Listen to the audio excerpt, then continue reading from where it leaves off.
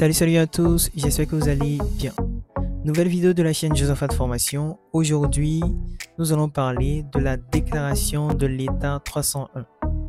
Et dans cette vidéo, je vais vous apprendre à la faire via la plateforme e-impôt. Ok, maintenant que notre sujet du jour a été présenté, passons à la déclaration. Donc ici, ce que nous allons faire, c'est que nous allons basculer au-dessus sur déclaration et on aura déclaration effectuée, déclaration hors délai juste en bas. La déclaration que nous voulons effectuer aujourd'hui, c'est une déclaration pour l'année 2023. Et vu que la période durant laquelle on devait faire la déclaration est passée, on va cliquer ici sur déclaration hors délai. Donc après avoir cliqué sur déclaration hors délai, on va voir juste en bas la liste des déclarations hors délai. Et ici, on va cliquer sur impôt sur les revenus, juste ici. Et de cette manière, on aura juste en bas ici tous les éléments qui vont envoyer au niveau des impôts sur les revenus. Donc ici, on a état ITS règle qui va correspondre à l'état des salaires et des rémunérations assimilées payées durant l'année. État 301, secteur privé. Donc c'est ici qu'on va faire notre état 301. Donc après avoir cliqué là, on aura les différentes années et on va choisir l'année qui nous convient. Moi, c'est l'année 2023. On va cliquer ici sur reprendre la déclaration. À votre niveau, pour le bouton reprendre, ce sera plutôt démarrer la déclaration.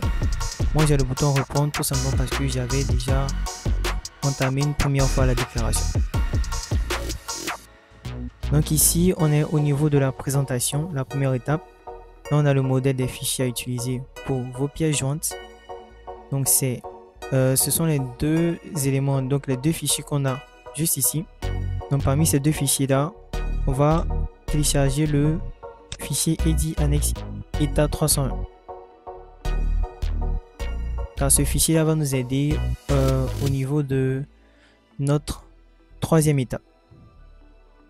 Donc je vais l'ouvrir ici. l'EDI annexe état 301. Voilà, activer la modification. Et faire activer le contenu. Voilà, donc c'est comme ça qu'il va apparaître chez vous. Maintenant, ce qu'on va faire, ce sera de renseigner ce fichier-là. Mais malheureusement, je ne pourrai pas le renseigner avec vous. Pourquoi? Tout simplement parce que j'ai déjà mon fichier état 301 qui est déjà renseigné. J'avais déjà un fichier auparavant qui était déjà renseigné. Donc c'est ce fichier-là que je vais utiliser. Maintenant, pour les personnes qui veulent savoir comment est-ce qu'on renseigne ce fichier-là, j'ai fait une vidéo là-dessus que je vous mets juste à côté, également dans la description que vous pourrez aller voir. Donc voici mon fichier en quelque sorte que j'avais renseigné au départ. Donc c'est ce fichier-là que je vais utiliser pour faire ma déclaration de l'état 301. Donc je vais revenir au niveau de notre plateforme. Et ici, je vais cliquer juste en bas sur démarrer la déclaration. Ce qui va m'amener à l'étape numéro 2. Donc l'étape du formulaire. Voilà, formulaire ici. Donc au niveau de l'étape du formulaire, on me dit ici, saisissez le formulaire de déclaration. Donc là, je vais saisir les différentes informations qu'on va me demander dans les emplacements qui sont à droite ici. Dans le premier élément, on me dit période comptable concernée. Et juste en bas, date de début de l'exercice comptable. Donc c'est ce que je vais renseigner ici, en utilisant le jour, le mois et l'année. Donc là, la date de début de l'exercice comptable. Alors, moi au niveau de ma date de début, je vais renseigner 1er 7e mois 2022. Parce que je vais faire une déclaration qui va prendre en compte des mois au niveau de l'année 2022 et quelques mois au niveau de l'année 2023. Donc pour l'année 2023, ce sera le 31, 12e mois 2023. Donc ça, ce sera la fin de l'exercice. Donc mon début, ce sera 1er 7e mois 2022 et la fin 31 12e mois 2023. Donc à votre niveau, vous allez renseigner votre date de début et de fin d'exercice. Donc après ça, on a juste en bas ici nombre d'établissements de l'entreprise auquel la déclaration s'applique. À mon niveau, c'est un établissement, donc je mets 1 ici. À votre niveau, si vous avez plusieurs établissements, vous allez renseigner le nombre d'établissements. Voilà. Après, on passe au niveau de la détermination de l'assiette. Donc, la détermination de l'assiette personnel local / régime général. Donc, ici, ce qu'on va renseigner, ce sera le revenu brut. Donc, revenu brut, y compris avantage en nature. Donc, pour ça, on va utiliser notre état 301 qu'on a renseigné. Donc, je vais le positionner juste à côté. Comme ça, on pourra avoir les informations dessus. Donc, c'est à partir de l'état 301 qu'on pourra renseigner cette partie-là.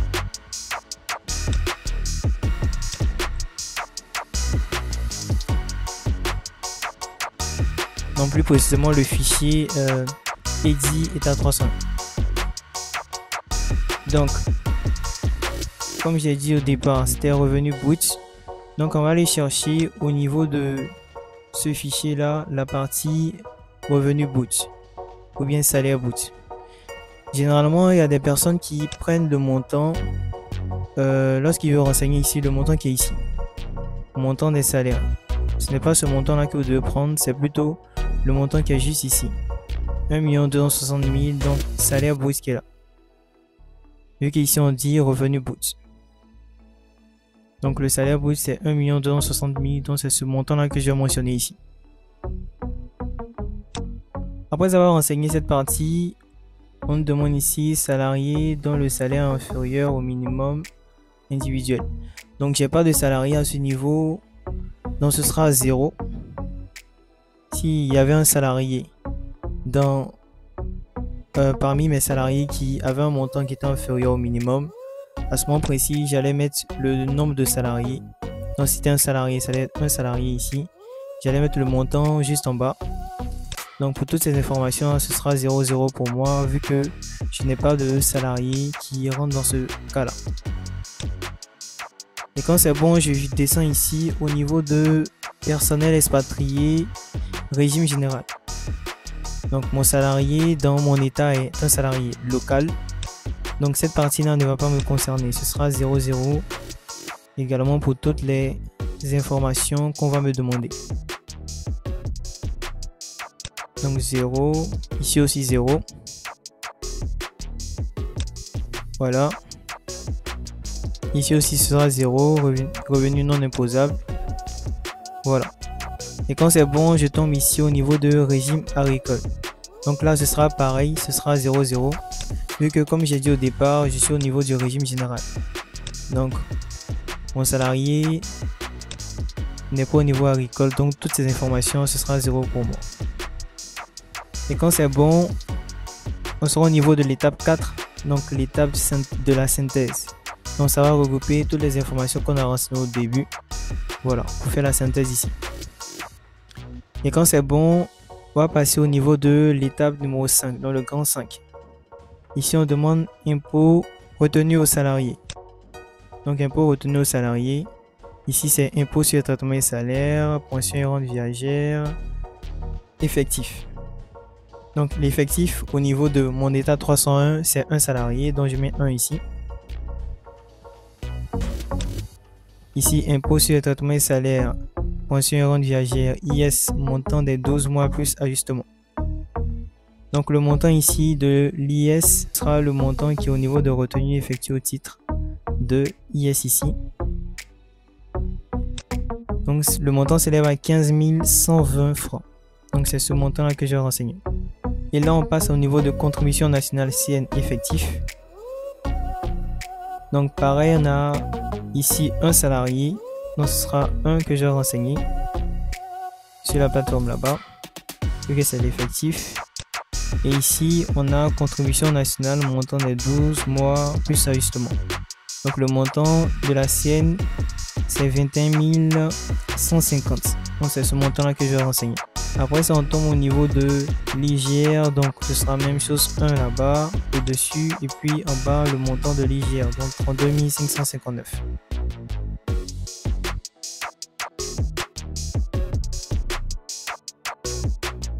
Après avoir renseigné cette partie-là, je vais tomber au niveau de l'étape numéro 6, contribution à la charge de l'employeur.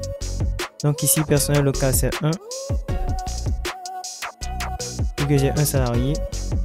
Personnel local, c'est le régime général effectif. Non, pardon, personnel expatrié, pardon. Donc ce sera 0. Personnel expatrié, c'est le régime général, montant des 12 mois 0. C'est le régime agricole 0. Ici aussi, régime agricole 0. Personnel local, régime général effectif. Ici, je vais mettre 1. Voilà. Et là, personnel local, régime général, montant des 12 mois plus ajustement. Alors, il faut savoir que cette partie-là, ici, va concerner l'IS du patron. Donc, le montant de l'IS du patron sera le même que l'IS du salarié, puisqu'on est en 2023 actuellement. Et là, on passera au niveau de 2024 quand on aura une différence entre les deux éléments. Et quand c'est bon, je renseigne juste en bas. Donc, les deux, c'est 0, 0. Après ça, on tombe sur retenue sur revenu des exploitants forestiers à titre de fermage effectif. Donc là, c'est 0, donc je vais renseigner 0, vu que ça ne me concerne pas. Et juste en bas, ce sera 0. Et ici, j'aurai le montant total, montant de l'ITS payé, 83 949 francs. Voilà, donc à ce niveau-là, j'ai terminé, j'ai fini de renseigner mon formulaire. Maintenant, vous pouvez revenir et consulter, voir si toutes les informations que vous avez renseignées au niveau du formulaire sont de bonnes informations. Donc pour ça, vous allez remonter. Voilà, donc remonter, défiler et voir si c'est bon. Si vous voyez que vous devez répondre tout à 0, vous allez vider le formulaire et reprendre. Donc à mon niveau, j'ai terminé et je vais faire poursuivre maintenant pour passer à l'étape numéro 3. Donc au niveau de l'étape numéro 3, ce sera l'étape des pièces jointes. Donc c'est à ce moment-là qu'on aura besoin de notre fichier état 301.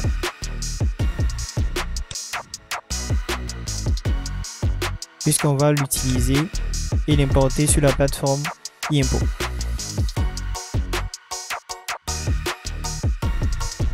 Donc ici, on sera au niveau de transmission des annexes détaillées par Eddy. Utiliser notre modèle Excel, nous on l'a déjà utilisé.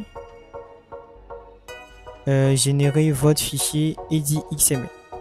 Donc on va retourner pour effectuer notre deuxième étape ici. On va retourner au niveau de l'état 301 dans le fichier qu'on a. Je vais agrandir ici. Et là, on va cliquer sur génération du XML. De cette manière-là, on aura un fichier généré qu'on pourra importer sur la plateforme e-impôt. Donc, on va patienter ici que la génération se termine. Et quand ce sera bon, on va aller importer notre fichier sur la plateforme. Donc, à ce niveau, c'est terminé. Donc ici, on me donne l'emplacement. Donc c'est bon, je vais faire OK. Maintenant, je reviens sur la plateforme.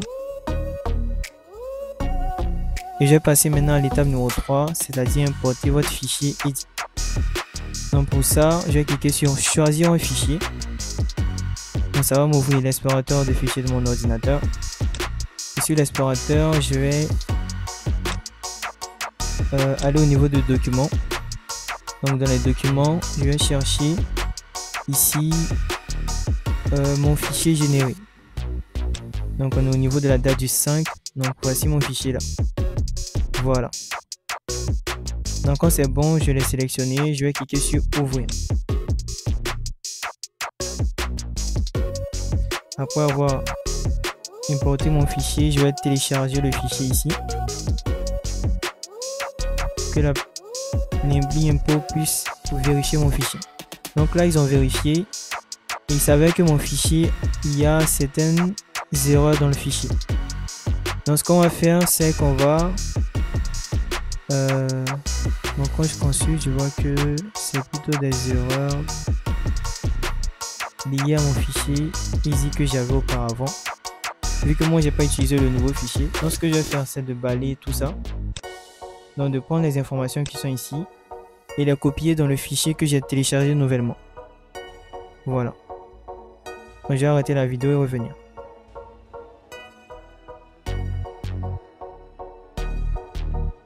Ok, donc là j'ai copié.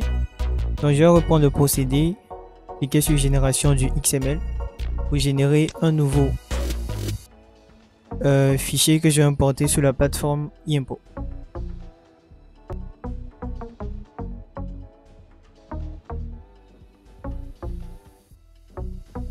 Donc je vais patienter encore que la génération se termine. Donc là à ce niveau c'est terminé. Donc ici on me redonne l'emplacement, donc 14h08. Je vais faire OK. Fermer. Donc, je vais retourner au niveau de mon eImpôt. Et ici je vais reprendre le procédé. Donc j'ai déjà fait la génération. Donc état numéro 3. Choisir un fichier. Et là dans l'explorateur, je vais choisir mon nouveau fichier généré. Donc 14h08 ici. Et je vais faire ouvrir. Quand c'est bon, je vais télécharger le fichier. Voilà. Donc à ce niveau, on dit votre fichier dit XML a été importé avec succès, etc. etc.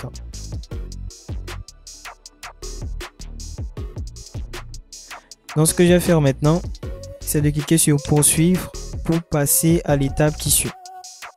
Donc l'étape numéro 4, qui est l'étape de l'annexe détaillée. Donc au niveau de l'annexe détaillée, on nous donne la possibilité d'avoir la liste des salariés qu'on a mentionné dans notre fichier état 301. Donc comme j'ai dit, 4 étapes, annexe détaillée. Donc j'ai juste en dessous ici la liste des salariés. Et quand c'est bon, je fais poursuivre.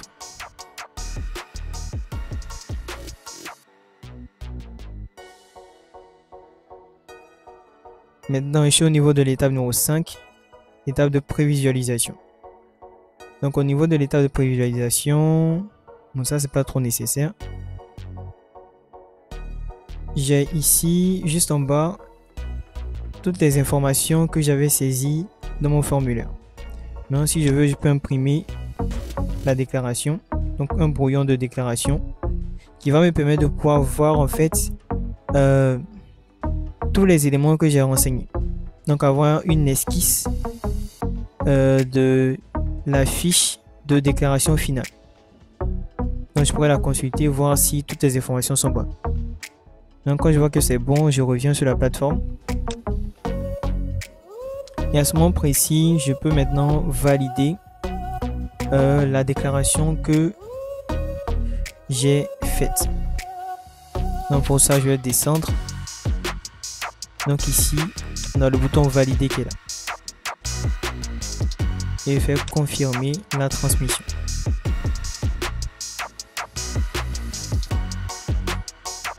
Donc je vais patienter. Donc là on dit transmission de votre télédéclaration. Donc là c'est bon. Maintenant je vais cliquer sur télécharger la déclaration juste ici. Et de cette manière j'aurai ma fiche de déclaration. Donc il ne sera plus en brouillon, mais ce sera la fiche normale de déclaration. Ce qui veut dire que j'ai mis en ligne mon état 301. Ok, c'est donc tout pour cette vidéo, j'espère qu'elle vous a plu. Si c'est le cas, n'hésitez pas à la liker, à vous abonner et à activer la cloche de notification pour être alerté des prochaines vidéos. Je vous mets juste à côté une autre vidéo que vous pouvez aller voir et je vous dis à tout de suite pour la prochaine vidéo.